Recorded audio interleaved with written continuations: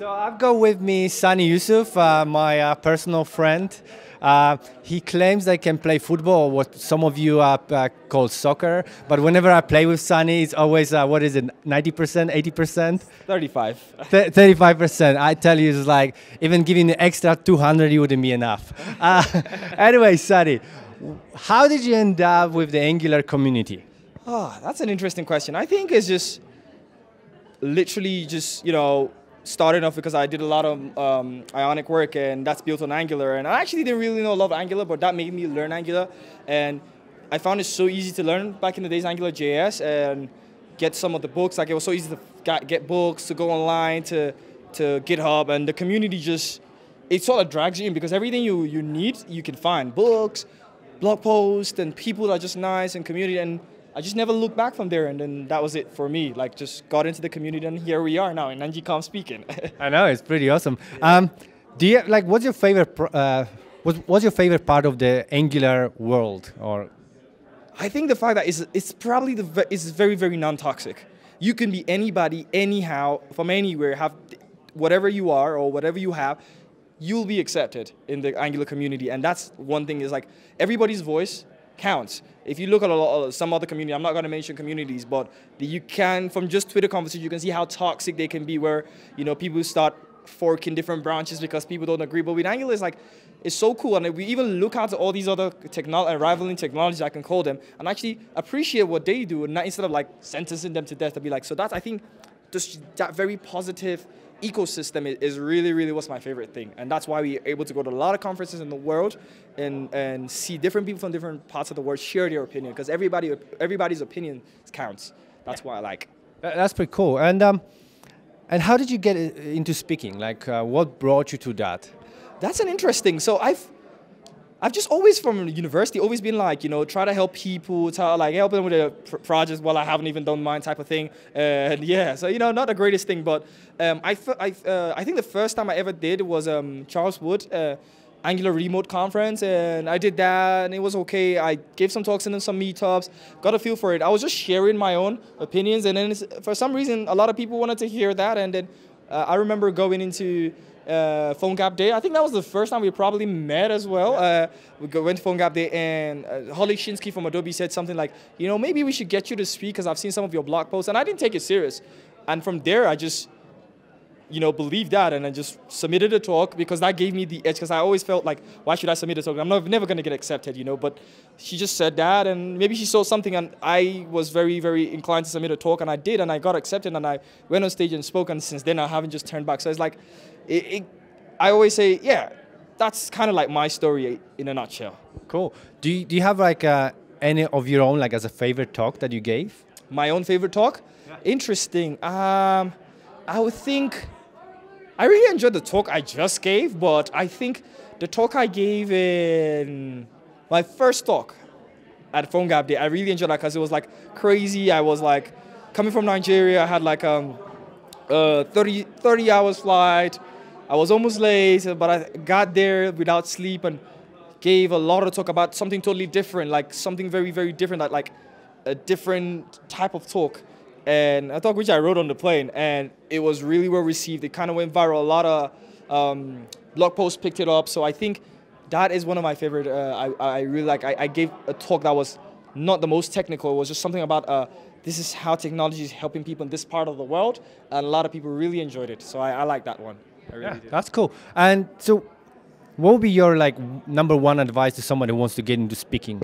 I think the number one advice is don't underestimate your ability and don't overestimate your ability too. So it's okay. It can be quite daunting or tempting to look in and see Ben Lash, Sebastian, and all these guys, and be like, there's no way I'm gonna make it here. No, absolutely, it doesn't really matter. And if you have something to share, just share it.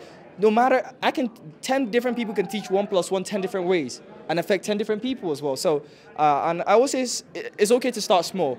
Your local meetups, or just your friends, share information with your friends, write a simple, or to yourself, write something that you find cool and look up to people really, and approach people on Twitter and everything. They're not gods, Send them a message, hey, I want to do this, do you want to help? Yes, if they act some type of way, that's fine, but there are thousands of other people that would be more than happy to help you. So don't be scared to put yourself out there and everything. It's okay if you fail. We all get it wrong sometimes, but that's the whole point. That's what we need to do to get it right. So just, yeah, like I said, the main thing is don't underestimate your ability, but also don't overestimate that, hey, I think I'm the best. Nah, just yeah, be human.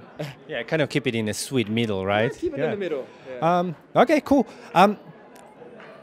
Are you working on any like a particular project lately that you would like to share with us? Yes, I have been working in healthcare for the past year, and I think we've been using Angular, and surprisingly, we are actually considering using NativeScript, which is I know your technology, and for some specific reasons, and it's more about healthcare. We're trying to help psychologists keep track of patients after they've left a psychotherapy session, so they can like communicate with them. They can send them like little homeworks and get them to like respond and things like that, so that you can track, especially if the patient is in a very dark place, you can easily track their response to things and help them manage their own mental health even better. And I think that's really been an eye-opening, because I've learned about psychology. I had to leave tech a little bit, and that's something we're really working on. Hopefully the next few months we are going to ship that to trial. So that's, yeah, I'm really interested in that. Yeah, that sounds like a really cool and fulfilling project, right? Because you're not only coding, but doing something nice for other people. Yeah. That's pretty cool. So you brought up the subject of NativeScript. Yes. Like, can you tell us what you think about it? I've always been a fan of NativeScript since I think I was one of the first people to actually write about when it really came new, when it was like still very in its infancy. And I think the idea of you running via a JavaScript engine and really using JavaScript to target a native environment is really cool. But you know, one of the problems I had with NativeScript in the beginning, it was like if you weren't like a super JavaScript developer, it could be quite hard for you to do a lot of things. And I think you guys listen and fix that. The adoption to Angular was really good, and now the fact that you've actually made it big, going back to basics, platform agnostic, you can do whatever you want to do because the rendering engine is agnostic. And I saw the work you did with, you know, I think it was your last talk about how you can have a web, iOS, and Android. I think that was really what caught my eye, and I'm really like considering like even diving deeper now into the whole NativeScript ecosystem. So I think that's what is fun, because that was the sweet spot that I personally found as a problem, and I think probably maybe a lot of people like me and you guys must have listened and you really got in it right now. So I'm edging to try the new stuff now. I'm really edging to try the new stuff. All right, that sounds very encouraging, because like it's been like a big project for me.